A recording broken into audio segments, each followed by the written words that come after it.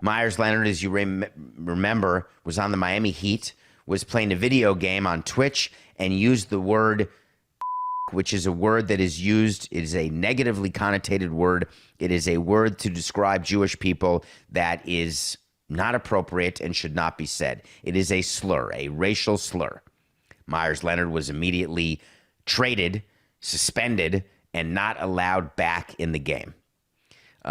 Coca is upset that I said the word, and the reason I was saying it was I was describing, and you can edit it out if you want, Coca, I was describing what it is that Meyers Leonard said that caused his life to change in a way that he was not expecting. Meyers Leonard then sent, all right, Coca, you want me to just say it that way? All right, here we go. 4/8/69. Meyers Leonard, about a year ago, said a bad word that was a pejorative racial slur, slanderous word against the Jewish people. And the Miami Heat immediately told him, you're done. He got suspended, he got traded, and then waived, and he's been working his way back ever since. He had an injury that he was rehabbing, but he went on a tour of different synagogues and met with rabbis and did all the things you're supposed to do when you're trying to reclaim your reputation, when you're trying to explain that you were telling the truth, that you didn't know what the word was. Didn't realize it was so negative, and now he's learned. So he gets the 10-day contract, and I must tell you, I've been thinking about it ever since yesterday, and I'm happy that he's gotten that second chance. I'm happy that he signed a deal, and it's not because I love the Bucks and I love Milwaukee. It's not because Milwaukee's the most tolerant city in the world. I'm not sure there are any cities that are, I would call the most tolerant in the world for all races, all genders, all types. But Meyers Leonard, I've seen a lot of players go on these tours where they pretend that they are changing. They pretend that they didn't know what they did. They pretend all of a sudden to take sensitivity training.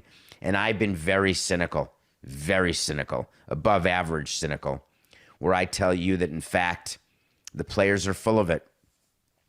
When I see players do it, often I have said to you, they're only doing it because they have to. I tell you that players only go into sex addiction treatment when they get caught cheating. They go into gambling addiction treatment when they get caught gambling. They go into drug treatment when they get caught doing drugs and it impacts their performance and they're missing work or they're missing games or whatever the case may be. And I always would say that's the same with actors. That's the same with businessmen, Wall Street, all of us. Or I'm not saying it's common to athletes, but my initial reaction would always be to be cynical. Why am I not that way with Meyers Leonard? What is it about what he did that caused me to believe him? So it got me thinking, is it a racial issue? Is it a Jewish issue? Is it a genuine issue where I read enough about it, where I watched his videos, I watched his appearances, and I don't follow up on every athlete, so therefore when I don't follow up, I don't have proof. I just assume that they don't mean it? What a fail by me to need to actually witness it, to live in it, to understand it, to think that there are athletes or people who are doing it in a genuine way. That's a blind spot of mine. So I have committed since yesterday, as I was thinking about it, because I never thought about it before. I think it's amazing in my birthday week here, as I approach my double nickel birthday, where I can be an example to you where we can change. We can learn about our blind spots and actually try to rearrange our positions so we can see them. And I was willing to give Meyers Leonard a benefit of a doubt that I wasn't willing to give other people. And now I think that everyone deserves a benefit of the doubt. They deserve to figure out how to put themselves in position, or it's for me to assume the best and not the worst. I've spent so many years assuming the worst that it was just a reflex. When a player would say something to me, I just assumed the player was not telling me the truth until I got to know the player, and then I had a relationship with the player, and then I would believe anything the player said, and sometimes people would use that to manipulate me.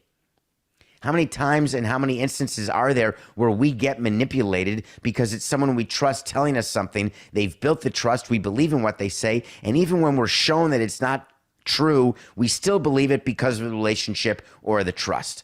And then when the trust breaks that you've spent a lifetime building, once it's broken, it's gone, and you can never get it back, or you have to work your ass off and then hope you get it back. What a situation to be in. where everyone around you doesn't know the truth, doesn't know the circumstance, doesn't give you the benefit of the doubt. So then I went a step further in my thought process. Hold on to your hat, Coca. I started thinking, do I need to give Kyrie Irving the benefit of the doubt? Or Jerry Jones? Or Daniel Snyder? Or Mark Cuban? Or Steve Cohn? And then I woke up from my nightmare and I realized, no, I don't need to give them the benefit of the doubt. But what a crazy continuation of the blind spot where I'm giving certain people the benefit and certain people not, and I'm basing it on my view of them. That's insanity. It's unavoidable. I'm going to keep trying to get better. But in the meantime, I'm going to start with Meyers Leonard. Congratulations to you. You did do the work.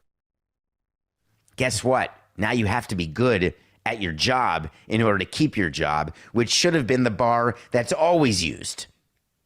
Which, by the way, I don't feel badly for cutting players who do bad things who stink and keeping players who do bad things who don't stink. No, I don't. I'll give that more thought, though, I promise.